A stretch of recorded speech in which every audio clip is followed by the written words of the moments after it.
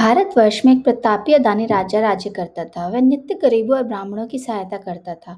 यह बात उसकी रानी को अच्छी नहीं लगती थी। वह ना ही गरीबों को दान देती, ना ही भगवान का पूजन करती और राजा को भी दान देने से मना किया करती थी। एक दिन राजा शिकार खेलने वन को गए हुए थे, तो रानी महल में अकेली थी।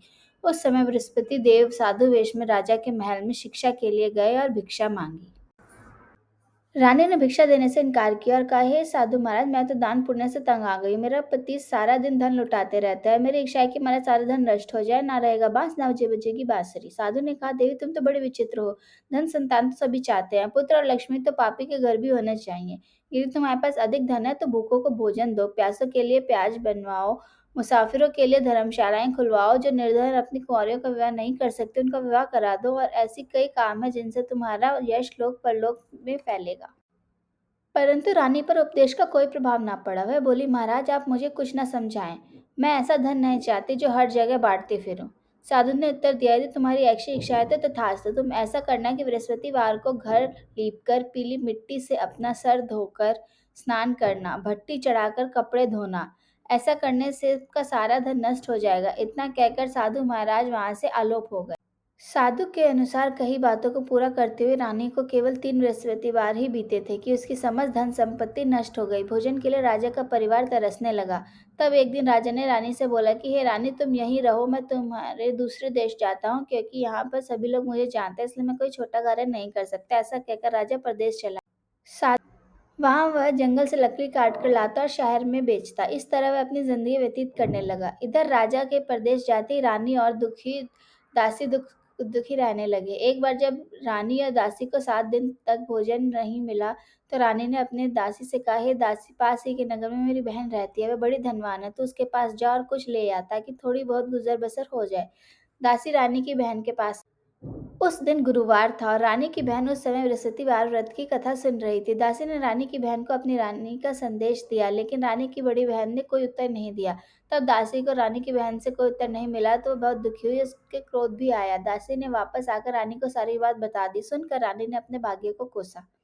इधर रानी की बहन ने सोचा कि मेरी बहन की दासी आई थी, परंतु मैं उससे कुछ नहीं बोल पाई, इससे वह बहुत दुखी हुई होगी। कथा सुनकर और पूजन समाप्त करके वह अपनी बड़ी बहन के घर आई और कहने लगी, हे बहन, मैं बृहस्पतिवार का व्रत कर रही थी। तुम्हारी दासी मेरे घर आई थी, परंतु जब तक कथा होती है तब तक ना तो उठती है और ना ही बोलते हैं, इसलिए मैं नहीं बोली।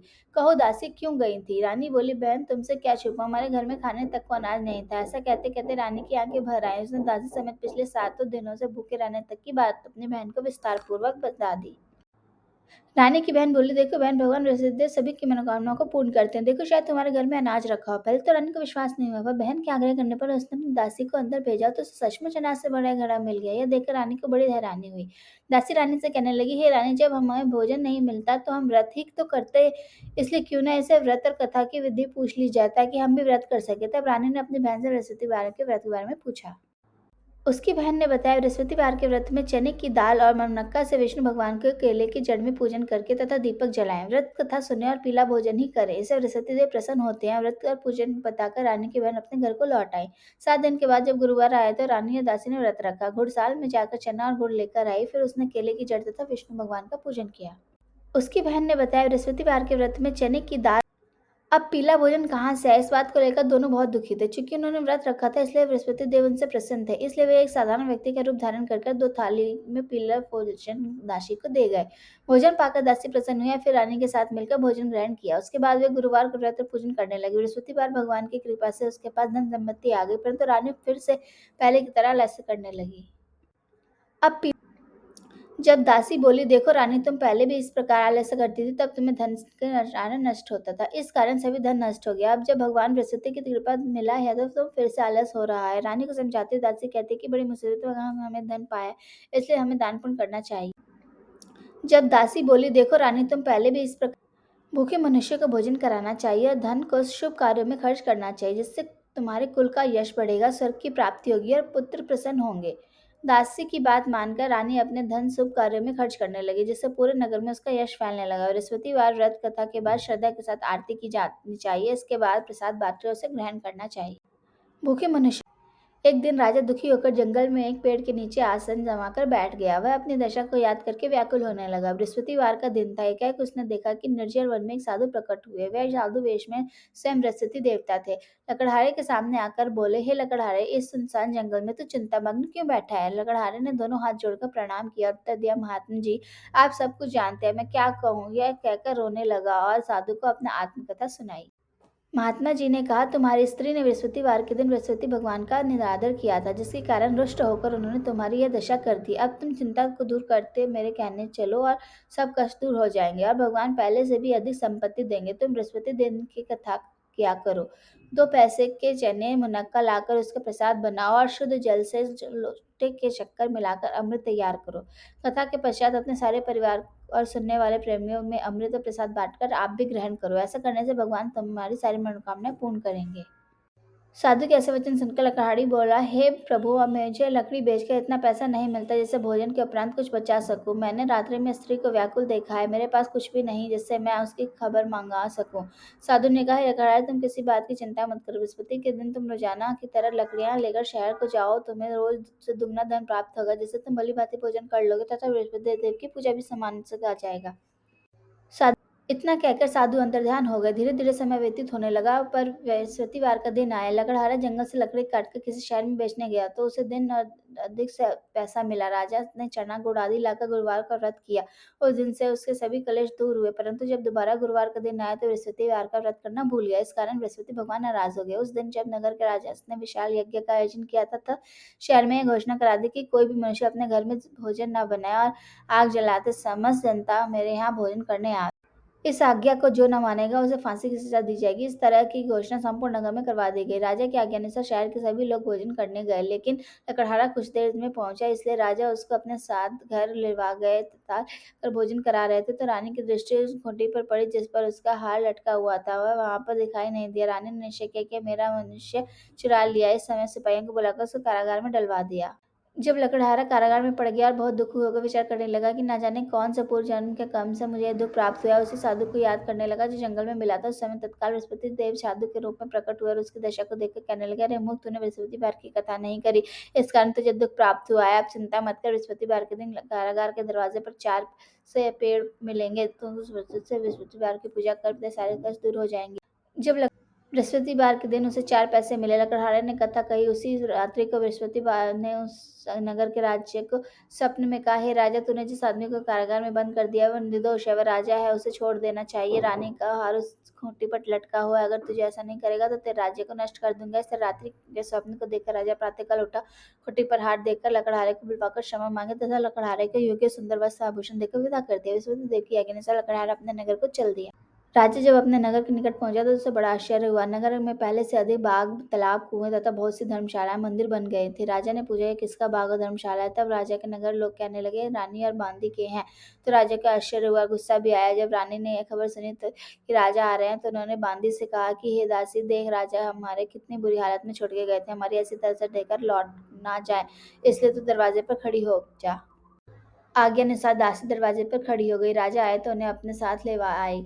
तब राजा ने क्रोध करके अपनी प्राणी से पूछा कि यह धन तुम्हें कैसे प्राप्त हुआ है? तब उन्होंने कहा, हम सब धन बृहस्पति देव के इस व्रत के प्रभाव से प्राप्त हुए। राजा ने निश्चय किया कि 7 रोज बाद सभी बृहस्पति देव का पूजन करते हैं, परंतु मैं प्रतिदिन 3 बार कहना तथा रोज व्रत करूंगा। अब हर समय राजा के दुपट्टे में चने की दाल बंधी रहती तथा दिन में 3 बार कहानी कहता।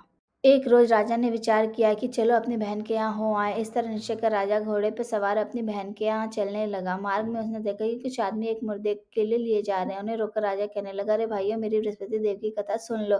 वे बोले, लो, हमारा तो आदमी मर गया है, इसको अपनी कथा की पढ़िए। परंतु कुछ आदमी बोले, अच्छा, कहो, हम कथा भी सुनेंगे। राजा ने दाल निकाली तथा कथा आदि हुई थी कि मुर्दा हिलने लग गया, और जब कथा समाप्त हो गई तो राम राम करके मनुष्य उठकर खड़ा हो गया। आगे मार्ग में उसे एक किसान खेत में हल चलाता मिला। राजा ने उसे देखकर बोला, अरे भैया, तुम मेरी बृहस्पतिवार की कथा सुन लो। किसान बोला, जब तक मैं तेरी कथा सुनूंगा तब तक 4 हर्रा जोत लूंगा। जा अपनी कथा किसी और को सुनाना। इस तरह राजा आगे चलने लगा। राजा के हटते ही बैल पछाड़ कर गिर गया तथा किसान के पेट में बड़ी जोर का दर्द होने लगा। उस समय उसकी माँ रोटी लेकर आई। उसने जब यह देखा तो अपने पुत्र से इस हाल का कारण पूछा। बेटे ने सब हाल कह दिया।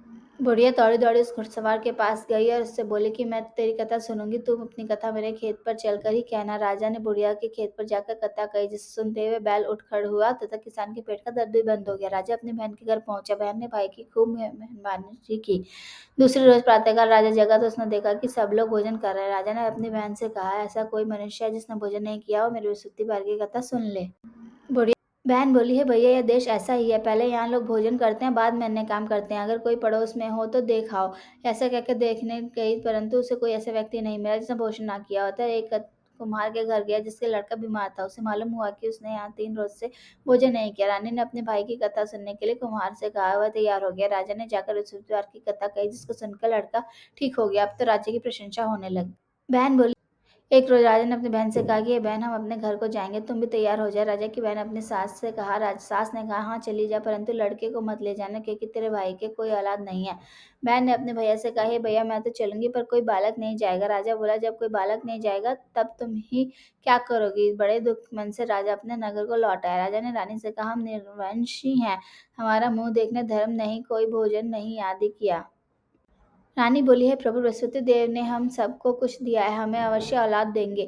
उस रात को बृहस्पति देव ने राजा से स्वप्न में कहा, हे राजा, उठ, सभी सोच त्याग दे, तेरी रानी भर गर्भ से है। राजा की बात सुनकर बड़ी खुशी हुई। 9वें महीने में उसके गर्भ से एक सुंदर पुत्र पैदा हुआ। जब राजा बोला, हे रानी, स्त्री बिना भोजन कहे रह सकती है, पर बिना कहे नहीं रह सकती। जब मेरी बहन आवे तो मुझसे कुछ कहना मत। रानी ने सुनकर हाँ कह दिया।